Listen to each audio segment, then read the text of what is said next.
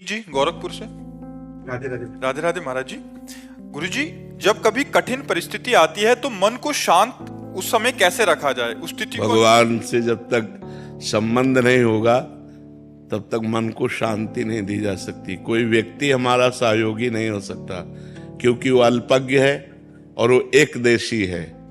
एक देशी मतलब हम आपका भरोसा करें तो आप एक देश में कहीं विराजमान हैं, आप सर्वत्र तो है नहीं, और आप एक देशी ज्ञान रखने वाले हैं। आप सर्वज्ञ तो है नहीं और आप सर्वशक्तिमान नहीं हैं, आप एक सीमा की शक्ति धारण करने वाले हैं। तो जब असीम शक्तिवान सर्वत्र सर्वज्ञ परमात्मा से हमारा संबंध होता है, तब हमें अब कठिन परिस्थितियों में भी सहजता से पार होने का सुगम उपाय मिल जाता है। महाभारत क्षेत्र में एक ऐसे योद्धा भीष्म जी है जो पूरे विश्व को परास्त कर सकते हैं, लेकिन श्री कृष्ण जिनके सारथी हुए उन्हें अर्जुन को सुयश प्राप्त हुआ, भीष्म जी को नहीं। मार के गिरा दिए गए, 6 महीना बाणों की सैया पर पड़े रहे।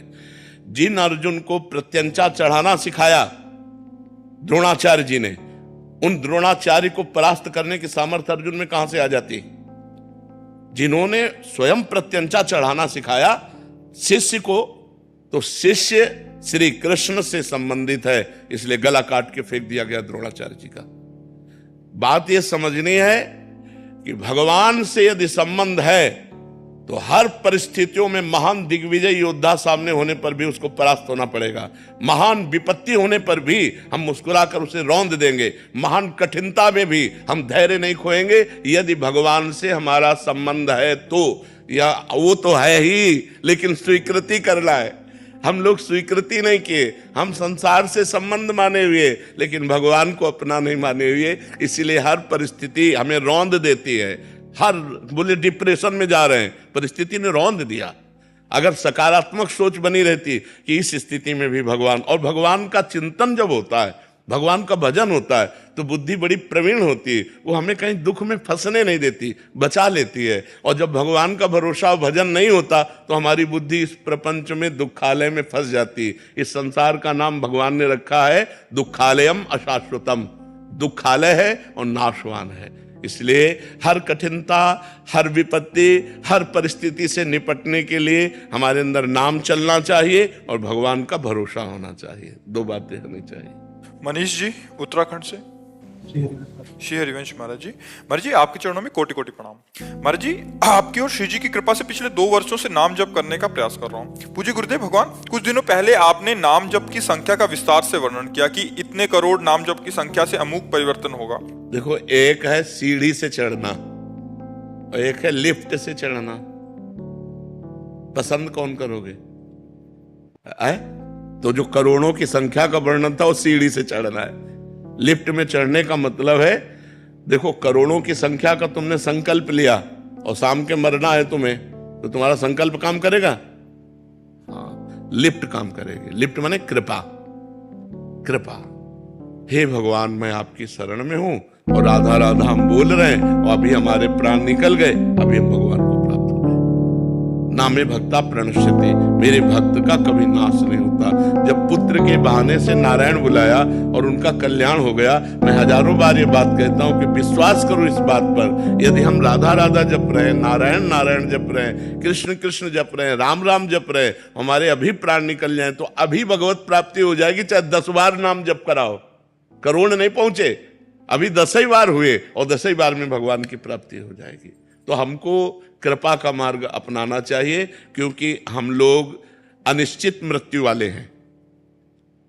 अनिश्चित मृत्यु वाले, हमें पता नहीं है कि हमारी कब मृत्यु हो जाएगी, तो मैं क्या संकल्प लूं? संकल्प तो वो ले जिसको पता है मैं 10 मिनट जीऊंगा, मुझे तो भरोसा नहीं कि 10 सेकंड में अगले सेकंड में बोल पाऊंगा कि नहीं बोल पाऊंगा, तो इसी में राधा बोलता हूं, इसी वर्तमान के सेकंड में राधा बोलता हूं और भगवत प्राप्ति हो जानी। मुझे ये सिद्धांत चलना है। देखो, हर चीज बाजार में मिलती है, ऐसे सत्संग में हर चीज दी जाती है, लेकिन अपने को विवेक पूर्वक देखना है कि मैं किसका अधिकारी हूं। अब जैसे वो कर्मठ है, अब वो संकल्प कर, चलो जन्म जन्मांतरों का खेल है, और जो हार के बैठ गए, भैया मुझसे एक भी सीढ़ी नहीं चढ़ी जाएगी, तो बगल में लिफ्ट है, बैठ जा। बगल ही में लिफ्ट है, बैठ जाओ, फ्लोर बाय फ्लोर जाओ, जिस फ्लोर में चाहो उंगली दबाओ, खुल जाएगा जाके। तो ये हमारी शरणागति है, भगवान के हम आश्रित हैं। जितनी श्वासें हैं वो नाम जप के द्वारा हम व्यर्थ नहीं जाने देंगे, पर भरोसा मुझे अपनी साधना का नहीं, भरोसा भगवान की कृपा का है। बात समझ रहे ना? तो इससे आप निश्चिंत हो जाएंगे, निर्भय हो जाएंगे, निःशोक हो जाएंगे। और ये कोई फुसलावे की बात नहीं, पक्की बात है। घोर पापाचारियों को भी जिनकी कृपा ने महात्मा बना दिया, वो मुझे क्यों नहीं अपनी शरण में लेकर? भगवान के वचन है, जो नर होए चराचर द्रोही, आवे सभय शरण तक मोही, तज छल कपट मोह मद माना, करो सद्य ते साधु समाना, अपिचे सुदुराचारो भजते माम अनन्य भाग, साधुरेव समंतव्या सम्यक व्यवसिता ऐसा। मुझे भगवान की कृपा का भरोसा है, वो दयालु अपनी माया के द्वारा भ्रष्ट हुए मुझको जरूर उबारेंगे। जो मैं माया में, उनकी माया में गिरा हूं, उन्हीं की माया में गिरा हूं, किसी दूसरे की माया नहीं, और मैं असमर्थ हूं और मैं शरण में हूं, तो जरूर मेरा कल्याण करेंगे। मुझे इस भाव में चलना होगा। अगर गणना में चलो तो 11 करोड़ आखिरी संख्या थी, अब 11 करोड़ जपना मतलब आप समझ रहे क्या भरोसा इस जिंदगी का। इसलिए राधा राधा राधा राधा राधा, इसी में परम आनंद है। अनुपा जी सिडनी से। राधे राधे महाराज जी। महाराज जी, आप कह रहे हैं कि आपको आध्यात्मिक जगहों पे जाने की लालसा रहती है, किंतु जाने पर भी मन अधूरा सा इसलिए हो जाता है कि वो जो प्रसन्नता है उसी समय तक बनी रहती है, शांति, बट जब बाहर निकलती हूँ या उस स्थान से बाहर होती हूँ तो फिर वैसे के वैसे। हाँ, तो जो शब्द सुनकर शांति मिली थी, उन्हीं शब्दों का बार बार मनन करे तो शांति स्थायी होने लगेगी। और सबसे बढ़िया बात है नाम जप। अगर नाम जप नहीं है तो आप किसी शब्द को ज्यादा देर टिका नहीं सकते, भागवतिक शब्दों को। जैसे आप सत्संग सुन रहे हैं तो बाहर निकलते सब खत्म, नया सिस्टम चालू हो जाएगा। जो पुराने चिंतन है ना, वो फौरन चलना शुरू हो जाएंगे। अगर नाम जप कर रहे हो तो आप बार बार स्मृति ला रहे हो कि आज बाबा ने क्या बोला, आज क्या बोला, आज सार बात क्या रही, आज क्या सार बात, उसको बार बार पकड़, तो आपका चिंतन टिकेगा। जितनी देर टिकेगा उतनी देर अंदर की सफाई होगी, और अंदर की सफाई होगी तो शांति मिलेगी। किसी धाम आदि में जाने पे दर्शन किए, परिक्रमा किया, तब तो सुख मिला, बट बाद में जाके वही कह रहा हूं। तो अगर धाम आप आए, बिहारी जी के दर्शन किए, दर्शन के बाद चल दिए, अब बिहारी जी की छवि का बार बार चिंतन करो तो देखो कितना आपको आनंद मिलेगा। अब बिहारी जी की छवि तो भूल गए, फिर इधर उधर की छवियों का चिंतन करने लगे, संसार का। तो ये हमें चाहिए कि जिसमें हमें आनंद मिला है उसको हम बटोरें, उसको हम अपने अंदर समाहित करें, उसको हम काफी देर चिंतन में रखें, उसको अपना जीवन बना ले, तो आनंद ही आनंद बना। संत महात्मा हर समय आनंदित क्यों रहते हैं? क्योंकि आनंद सिंधु भगवान के चिंतन में रहते हैं। आप लोग दुखी क्यों हो जाते हैं? क्योंकि दुख में संसार के चिंतन को आप करते हैं। देखो, संसार का चिंतन इतना बोझा है कि यदि आपको 6 घंटे नींद ना लिया जाए तो आप परेशान हो जाए। तो 6 घंटे नींद में होता क्या है? संसार का चिंतन छूट जाता है, आप रिलैक्स। 6 घंटे बाद एकदम नहीं आनंदित होकर उठते। 6 घंटे अगर जागृत अवस्था में आप भगवान का चिंतन करते हुए संसार का चिंतन छोड़ दे तो बहुत बड़े महात्मा हो गए।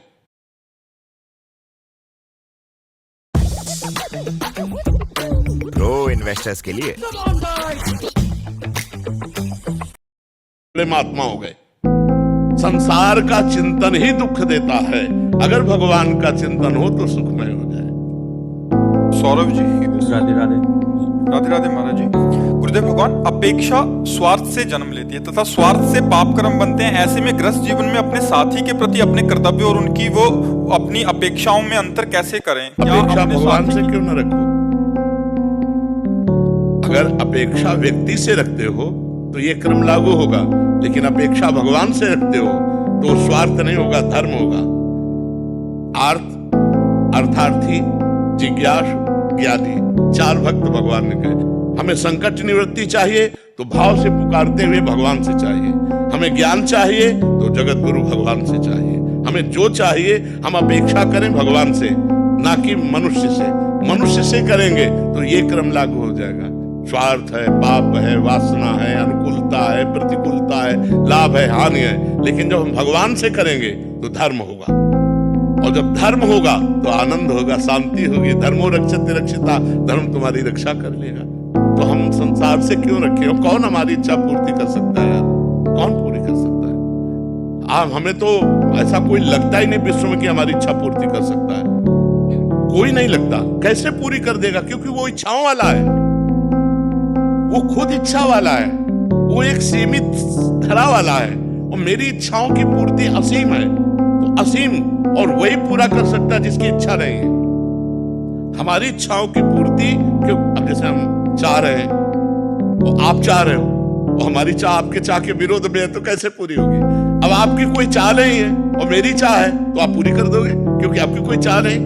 अच्छा, मेरी चाह है और आप पूरी करना चाहते हो, लेकिन आपके पास सामर्थ्य नहीं। हर समस्या है ना, तो कोई व्यक्ति ऐसा नहीं है जो हमारी चाहों को पूरी कर दे।